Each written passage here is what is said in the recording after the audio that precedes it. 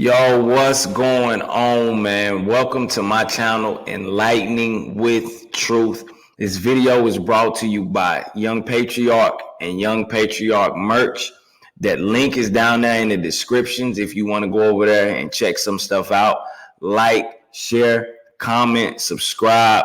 Show your boy some love. Let's get into this.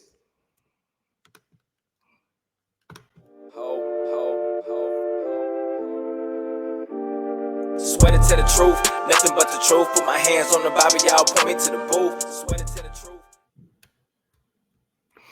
Yeah, bro. So we got a crazy story for y'all today, man. Coming from one of these schools, I'm not necessarily sure where it's actually coming from. But what it is it's a young man.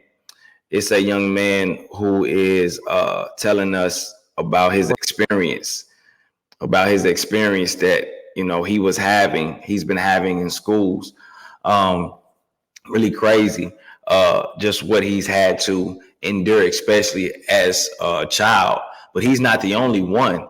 As you'll hear him talk about, many of white children and younger had to go through this certain experience that he's actually talking about, and not a good one. So a lot of CRT or critical race theory that's being pushed, and just to kind of give a smaller breakdown of what that is just basically teaching that in his case that white people are they're inherently racist. They're born that way. There's nothing that they can do about it.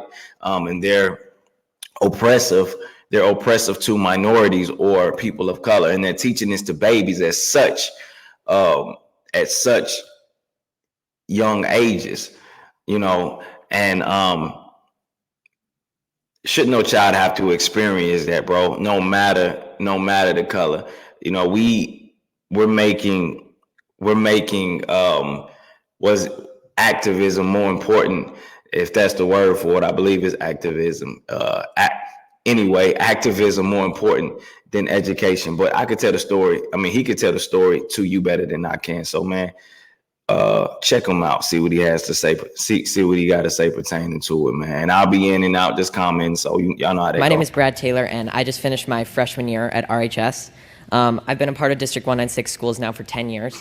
And I'm going to give you a glimpse today of what's actually going on inside these schools. Despite the board's attempt to deny it, District 196 schools are quickly becoming a place where promoting activism is actually more important than promoting education. I'll take you back to my first day at RHS this fall. The principal came out and gave us a heartfelt speech about equality and standing together. He began to list countless races, such as Latino, Asian, expressing how much they matter and how important they are. But never once did he mention a race or identity that reflects me, or half the kids that were in the class. Now, members of the board, I know you haven't been to school in a while, and I know none of you, or most of you, don't have any kids left in the school district. But you must admit how uncomfortable it will be to be characterized just by your skin color on the first day of school, and be thought that you were wrong just because of your skin color. I will never forget the look one of my friends gave me from across the room as we were sitting there listening to this blatant bias being expressed in the so-called equity statement by the leader of our school. To be clear, I don't need you to tell me that I matter, but hearing the condolences given to other races and leaving just one race out, inevitably you'll start to feel like you've done something wrong. And in our principal's attempt to unify us, he instead created unwarranted boundaries and barriers between his students, pitting us against each other based on characteristics that we can't control. In another separate instance, I was told that writing "All Lives Matter" on the whiteboard was political and could be seen as offensive. When I questioned the teacher after class, she told me that she didn't have an answer and she just had to erase it, and it was quickly erased. There are political signs all over RHS. I want to backtrack on something he just said. He said that, he said that it was something that was pitting different colors against one another. And in the video that I shared, in regards to Kanye and Candace Owens with the White Lives Matter shirts, this was why I said White Lives Matter. I had so many people ticked off at me. It was crazy. So many people ticked off at Kanye for wearing the White Lives Matter shirt. But people didn't realize, or people don't realize, what's actually being taught in schools. Now, no cap. We see it every day. We see it every day on the media. We see it every day with the double standards and the biases. How a black person might do something. A black person might do something that was a major deal, and it doesn't get talked about. It doesn't get talked about like that. But a white person does something that's a minor deal, bro, and it's a mountain. And people make it a mountain out of a mole.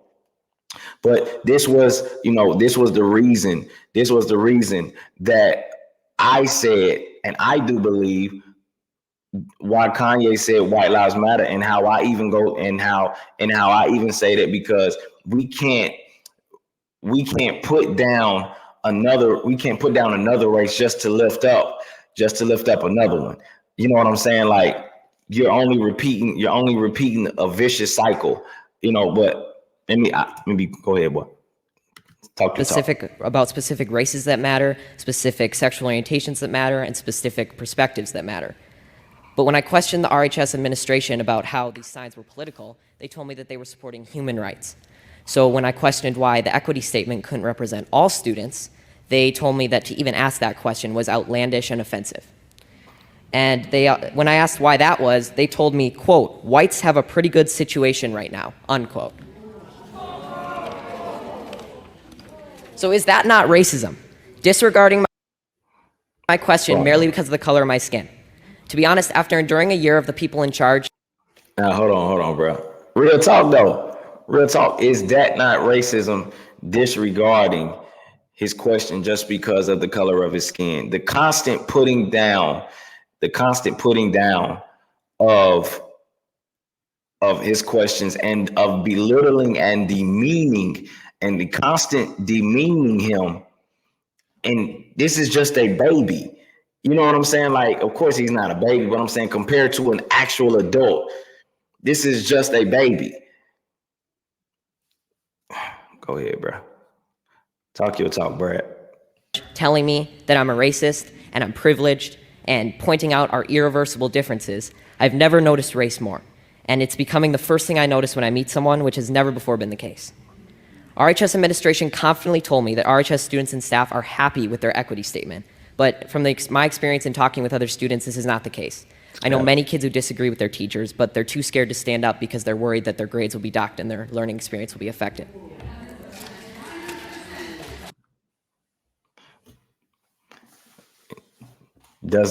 Is there more that needs to be said? Is there more that needs to be said?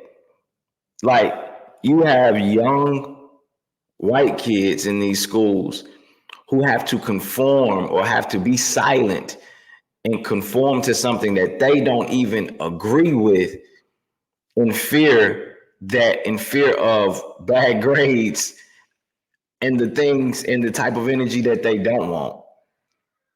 Like, man, where in the world do they do that at? So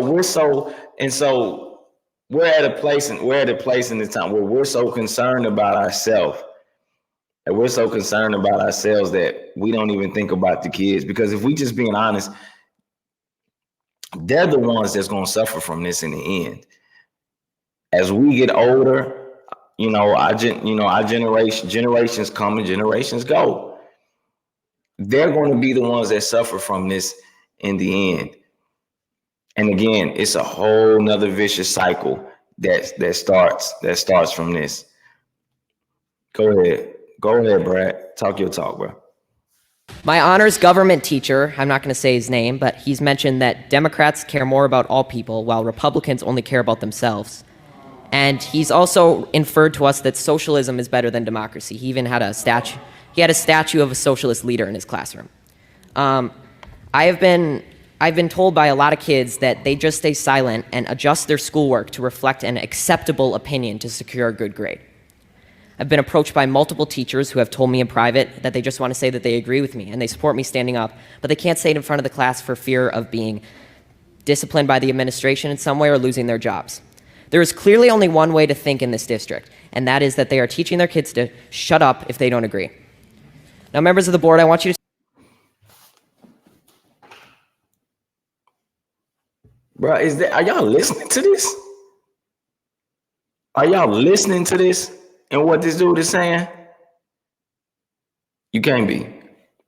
Are y'all listening to what he's saying? They're basically saying, conform or get out. Is my way or the highway. Bro, that's all type of control and manipulation going on and taking place, man. And we ain't hip to this. Come on, bro. This is a kid, and these are kids that we're talking about.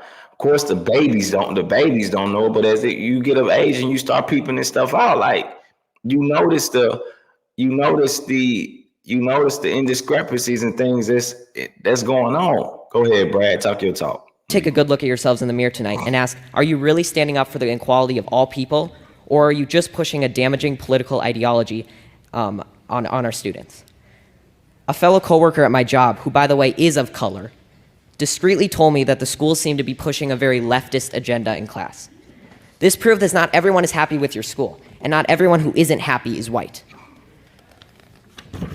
Now, due to all these instances I've mentioned and many more that I can't fit in this 5-minute speech, I have decided to leave this district and continue school on a private Christian school online.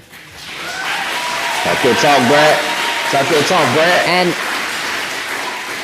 And there will be sacrifices, and I will not get to walk in the graduation ceremony or attend milestones at RHS, but I will be able to learn in an environment that is not intent on punishing me daily for my skin color and political views.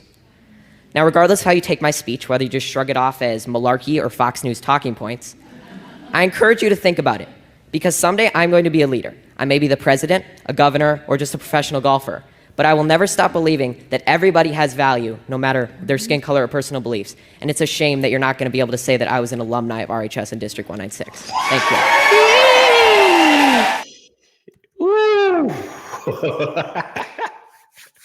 Real talk though, bro. Real talk though, man. That's how you handle that situation.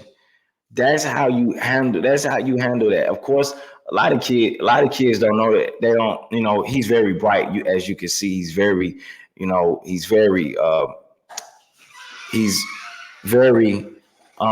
just up to date with what's going on and with what's taking place. And a lot of kids don't know.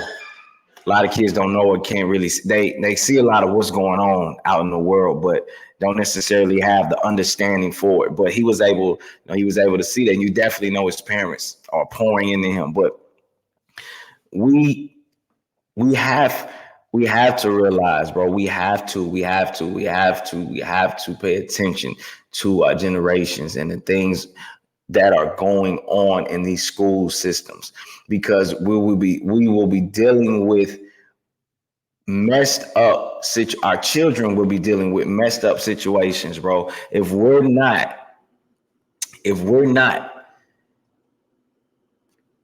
can't take the focus off ourselves, and I mean us as a people, us as adults, we can't take the focus off of ourselves and actually see what's going on out there in the world today, we messing up the next generation. I'm gonna say this and get out of here. Excuse me. The next generation is going to go through exactly what we had to go through. Exactly what we had to go through. So, man, that's just some food for thought. Think about that. Please do. Like, share, subscribe, comment. Again, this is brought to you by Young Patriarch and Young Patriarch merch. That link is down there in that description box. Head on over there if you want to check some stuff out. We out. Peace.